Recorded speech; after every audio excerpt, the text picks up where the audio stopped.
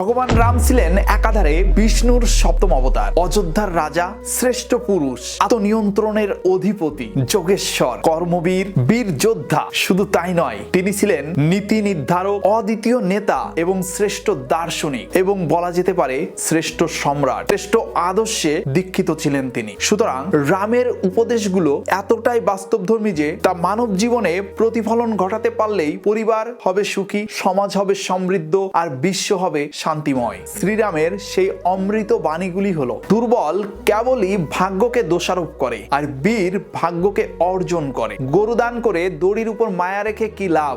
যখন মোহ ত্যাগ করবে তখন নিঃস্বার্থভাবে ত্যাগ করবে। শোকের চেয়ে বড় নাশকর্তা আর কিছু নেই। শোক মানুষের সব শক্তিকে নষ্ট করে দেয়, তাই কখনোই শোক করো না। ব্যবহার ও চরিত্রেই বংশের পরিচয় হয়। মিথ্যাবাদী ব্যক্তি সর্পের চেয়েও ভয়ঙ্কর। সত্যই এ জগতের নিয়ন্ত্রক। মাতৃঋণ কোনো সন্তান কখনো শোধ করতে পারে না। চন্দ্র তার সৌন্দর্য হারাতে পারে, হিমবন বরফ শূন্য হয়ে পড়তে পারে, সমুদ্র বিরান হয়ে যেতে পারে, কিন্তু রাম কখনো তার প্রতিজ্ঞা হতে বিচ্যুত হয় না। শেকড়হীন বিশাল বৃক্ষ যেমন সত্তরই নির্জীব হয়ে পড়ে, ঠিক তেমনি নিরীহের ক্ষতিকারী শত শক্তিশালী হলেও সমূলে পতিত হয়। উৎসাহ এর চেয়ে বড় বল আর কিছু নেই। উৎসাহী ব্যক্তি জগৎ জয় করতে পারে। অনুকম্পা, দয়া, ক্ষমা ও মানবতার মতো বড় গুণ আর নেই। হৃদয়বানের কোনো ক্রোধ নেই। অতি গর্জনকারী মেঘ খুব কদাচিতই বর্ষে। প্রকৃত বীর অকারণে বাক্য ব্যয় করে না।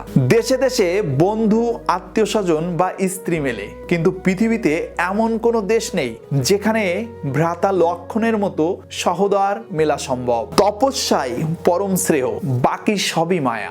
যদিও লঙ্কা ধন সম্পদে পরিপূর্ণ, তথাপি হে লক্ষণ, এখানে আমার শান্তি লাভ হচ্ছে না। সব সময় মনে রাখবে, জননী ও জন্মভূমি স্বর্গ অপেক্ষাও শ্রেষ্ঠ। নমস্কার, সবাই বলুন জয় শ্রীরাম। ভগবান রামের মন্দির প্রতিষ্ঠার এই শুভ লগ্নে সবাই নিজের জীবনকে রামের আদর্শে উজ্জীবিত করে নতুন করে পথ চলা শুরু করুন। সনাতন ধর্ম অবলম্বী সকল ভাই বোনদের আমার সশ্রদ্ধ প্রণাম ও নমস্কার।